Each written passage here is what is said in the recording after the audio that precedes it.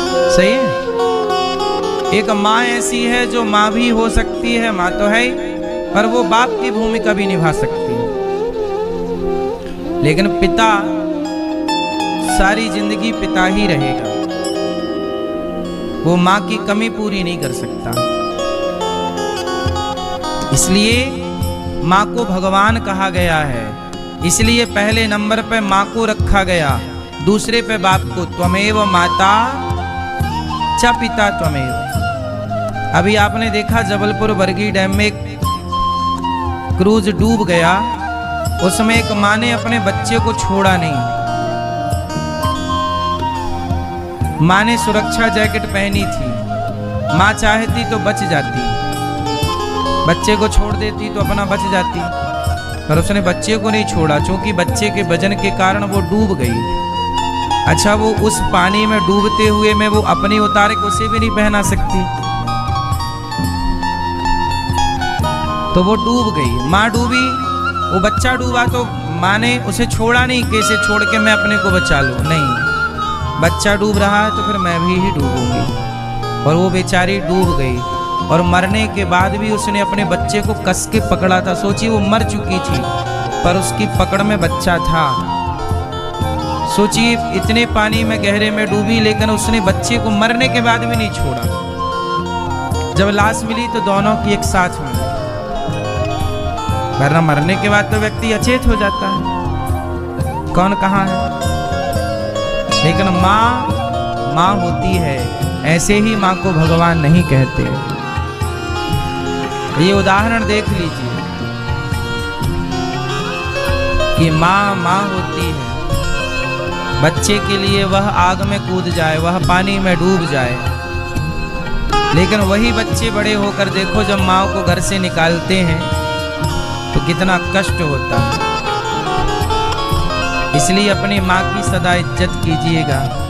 जब आप छोटे थे, जब आप गोद में थे, तो माँ आपसे कितना प्यार आज भी करती है, ये आपको नहीं पता।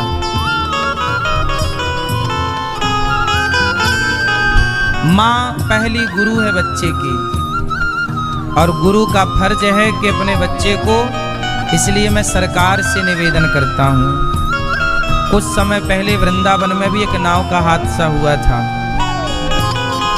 कुछ लोग यहाँ भी डूब गए थे यमुना जी में, और आए दिन किसी नदी में, तालाब में ये घटनाएं सुनने को मिलती हैं। मेरे पास एक उपाय है, ये घटनाएं होंगी ही नहीं, कहो तो बताऊं।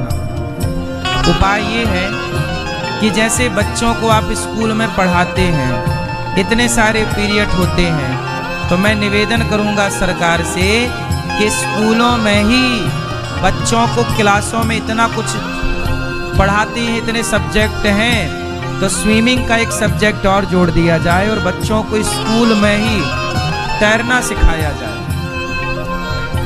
क्या सिखाया जाए? हर स्त्री को तैरना आना चाहिए, हर पुरुष को तैरना आना चाहिए। सही है गलत है? हर बच्चे को तैरना आना चाहिए। यदि तैरना आता तो चलो नाव डूब गई थी तो कोई ना मरता, क्योंकि वो नाव लगभग किनारे थी, किनारे से थोड़ी दूर थी, तैर सकते। उनमें से एक बच्चा तैर के आ गया था जिसको तैरना आता था।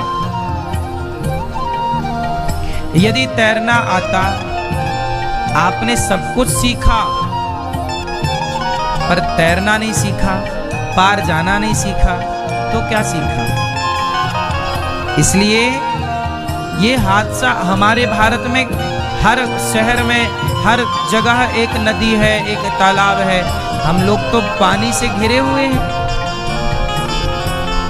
हमारे सारे तीर्थ स्थल नदियों के किनारे हैं। बोलो हाँ। और तीर्थों में नहाने जाओ तो नदी में ही नहाना होता है। तैरना सबको आना चाहिए। सही है गलत है? तैरना सबको आना चाहिए। नाव डूब भी जाए तो कोई फर्क नहीं, अपना कूद के पार लग जाओ। और आप थोड़ा तैर भी लेंगे, थोड़ा चलो तैरना इतना तो आए कि कम से कम पानी के ऊपर आप बने रहें। इतनी देर में कोई सुरक्षा करने वाला पहुंच ही जाएगा कोई। लंबी लंबी तैराकी नहीं आती, चलो पानी में बने तो रहो, पर डूबो तो ना। आत्मरक्षा, आत्मरक्षा सबसे बड़ा धर्म है। अपने को बचाओ। इसलिए आपने बच्चों को ये डिग्री दी, वो डिग्री दी, ये पढ़ाया, वो पढ़ाया, तैरना तो सिखाया नहीं। इसलिए पहले भी मैं ये बात बता चुका हूं कई बार, हर बच्चे को तैरना आना चाहिए। पहले ऐसा था, हमारे घर के सामने तालाब था, हमें किसी ने तैरना नहीं सिखाया, हमें पता ही नहीं हम कब तैरना सीख गए।